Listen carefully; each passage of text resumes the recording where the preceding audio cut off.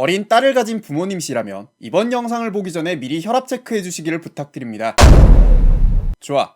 2011년 11월 29일 오후 9시 27분 보배드림이라는 사이트에 자신의 만 5세 6살짜리 딸이 국공립 어린이집 같은 반 또래 아동에게 성폭력 피해를 당했다는 한 학부모의 가슴 아픈 글이 올라옵니다.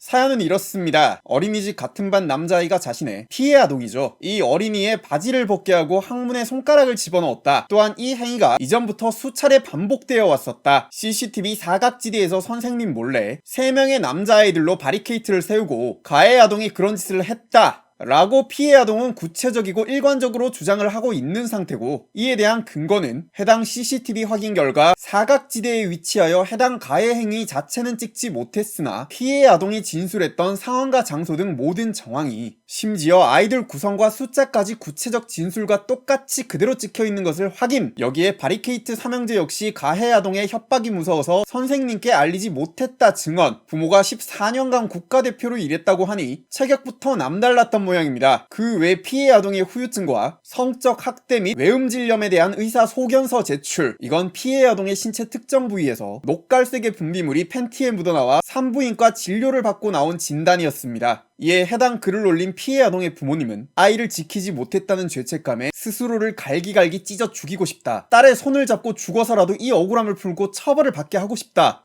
라고.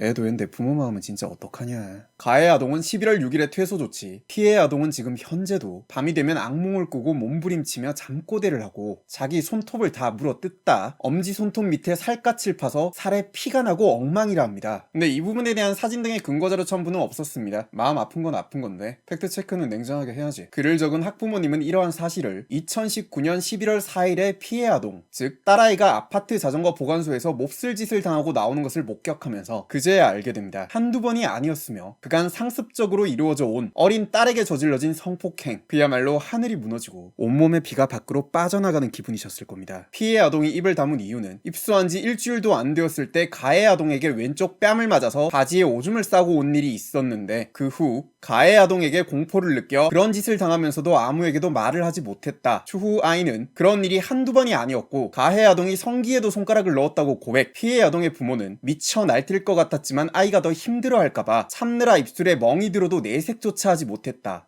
자, 여기까지도 충분히 안타까운 사연인데 대환장 파티는 지금부터 시작입니다. 가해 아동을 가해자, 범죄자 취급하지 말아달라. 피해 아동 학부모가 제시한 가해 아동의 부모가 보낸 문자들입니다. 자기 아들이 무슨 선생님도 아닌데 애들이 전부 자기 아들 명령으로 입을 닫았겠느냐. 그래서 애들 4명이 하나같이 지금 다 걔가 그랬다고 솔직히 불었죠. 아이가 무슨 생각으로 성적 학대를 합니까? CCTV요? 애들 웃고 이야기하며 놀다가 칸만 뒤로 가서 있었던 일을 얘기하시는 건가요?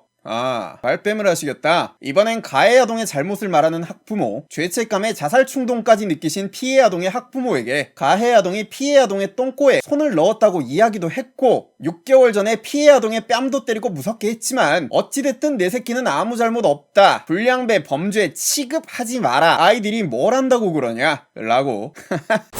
야야, 너도 여기 서, 옆에 같이 서, 씨바세 옆에 서. 자, 가해자 부모가 저렇게 적반하장으로 나오는 이유를 한번 봅시다. 이사도 가고 피해 보상하겠다고 했다가 이걸 해주기 싫어서 번복을 했다. 자신의 자녀가 형사처벌을 받지 않는 미성년자이다 보니 민사상의 책임만 지면 되는데 그 합의 과정에서 서로 뭔가 맞지 않은 것 같죠. 근데 이런 돈 문제는 따로 논할 문제니까 제쳐두고, 자, 여기서 짚어볼게. 가해 아동의 부모님은 진심으로 자기 자녀가 가해 행위를 하지 않았다라고 믿는 걸까요? 아니죠. 그랬으면 퇴소를 받아들이지도 않았을 것이고 피해 아동의 부모님에게 허위사실유포 명예훼손으로 민형사 고소라도 걸었어야죠. 자기 아들이 졸지에 성폭행범 취급을 받고 쫓겨났는데 가만히 있어서 되겠습니까? 근데 그렇게 했나요? 안 했죠. 지 아들내미가 범행 자백도 했겠다. 피해 학부모가 소설 쓴 거 아닌다면 누가 봐도 이 정도면 게임 끝났죠. 그럼 일단 적같은 태도로 피해자 가족의 찢어진 가슴에 소금을 뿌리는 이런 뻔뻔한 말은 하면 안 되죠.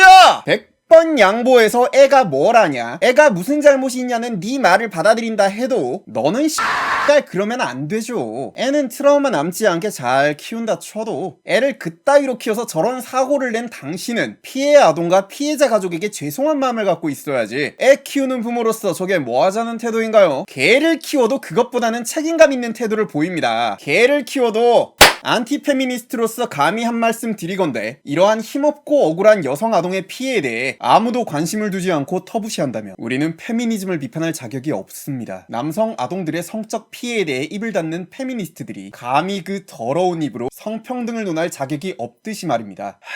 끝으로 안내 말씀드립니다. 이 글은 피해자 측의 일방적인 주장이며 따라서 거짓이나 과장이 섞이지 않았다라고 단언할 수는 없습니다. 해당 글의 CCTV 영상이나 사진 자료 등은 첨부되지 않았고 14년차 국가대표가 누군지 어떤 종목인지조차 특정하지 않았기에 극단적으로 말해서 전부 주작일 가능성도 있습니다. 개인적으로는 어떤 할 일 없는 사람의 주작, 굉장히 리얼한 보배문의 소설이었으면 좋겠다라는 생각이 듭니다만 판단은 여러분에게 맡기겠습니다. 체크.